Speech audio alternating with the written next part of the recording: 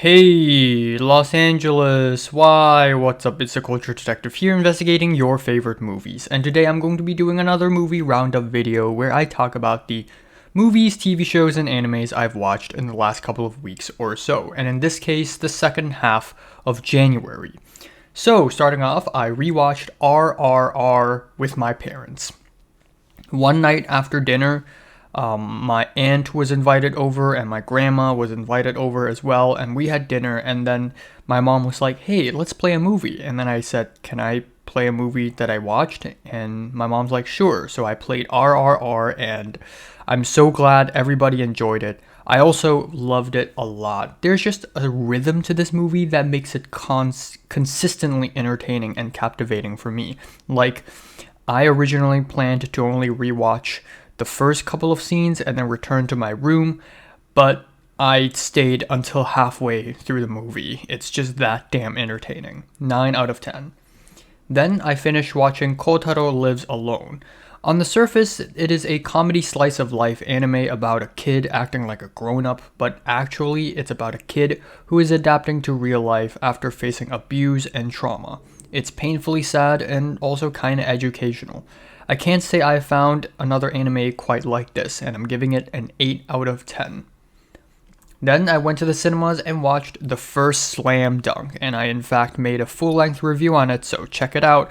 It's blowing up and it's slowly becoming one of my most viewed movie reviews on this channel. And what can I say? This movie slaps really hard. I didn't expect this movie to slap really hard, and damn, maybe I should be playing sports as well. Maybe. 8 out of 10. Then I went to the cinemas and watched Avatar: The Way of Water. I watched it in 4D, which means the chairs were moving and it's squirting water on my face and it's tickling my feet and stuff like that, and it's so distracting. And I can't say I'm not impressed with the CGI. That is pretty great for sure, but the story is still just okay. I think it's a bit better than the first movie, but it's still just okay, and that's it. 7 out of 10. Anyways, I watched To My 19-Year-Old Self, a Hong Kong movie, a documentary, and oh boy, this is going to be a controversial one. So I've been wanting to watch this film for a whole ass month, and this is my number one most want to watch movie when I got back to Hong Kong. I finally got to watch it on a big screen and I was extremely happy. And yes, indeed, it is a unique documentary that shows secondary school life the way not many other movies could. But here are the controversies. About a week ago, it is discovered that Mabel Jung, the director of this film, didn't retrieve everyone's consents while making this film. And she and her team even lied and used pretty exploitative methods to get people to sign the agreement and consent. So yes, unfortunately, that's that. You can't watch this movie anymore. It is completely banned right now. And I'm giving this one a 9 out of 10, but unfortunately, this will not show up on my year-end list, out of respect for the interviewees and the subjects. Yes. Anyways, I rewatched Everything Everywhere All at Once with my parents. My parents, especially my mom, has been wanting to watch this film for a very long time, and I was really excited to play this movie for her, and she was not impressed. She was really confused, and she thought Michelle Yeoh's character has schizophrenia or something because she just doesn't understand the film at all. And she found it really difficult to understand it. I explained it to her later, and she said, does everyone actually get this movie? But anyways, I loved this movie. On a second watch, I noticed the Daniel Kwan and the Daniel Shiner cameos, and both of them are hilarious, and I thoroughly enjoyed the film. 10 out of 10. Anyways, it's Lunar New Year, and of course, by Hong Kong traditions, it's time to watch Fat Choi Spirit, or Leku Leku San Nian Choi, which is a classic Lunar New Year comedy, because one of the subgenres of comedy films in Hong Kong is actually a Lunar New Year movie.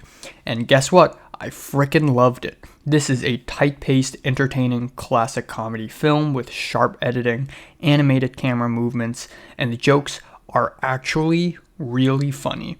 But most importantly, the ending to this film is very educational, and there's a good moral to the story that felt very satisfying. I'm thoroughly impressed with this one, 9 out of 10. Then I watched Bocchi the Rock, and you know I love it, and I know you love it. If you've seen this anime, you love it. If you haven't seen it, you don't love it. You either haven't seen it or you love it. There's no in between. I've never seen a comedy slice of life anime this well made before. The character of Bocchi is really devastatingly relatable, and there are so many funny moments that actually made me laugh out loud. Might be the funniest anime I've ever seen, and I haven't even seen Nichijou. So yeah, 9 out of 10. Then I rewatched Paprika, and of course I played it for my parents, and my parents didn't get it as well, but I freaking loved it. And Paprika is just a kind of film that gets better every single time on a rewatch. And Paprika got a lot better for me here. Of course, I enjoyed it the first time, but on a second time, I was able to connect the dots way faster, way better, and it's just so damn entertaining. There are so many little details to pick up on. There are so many visual elements to chew on.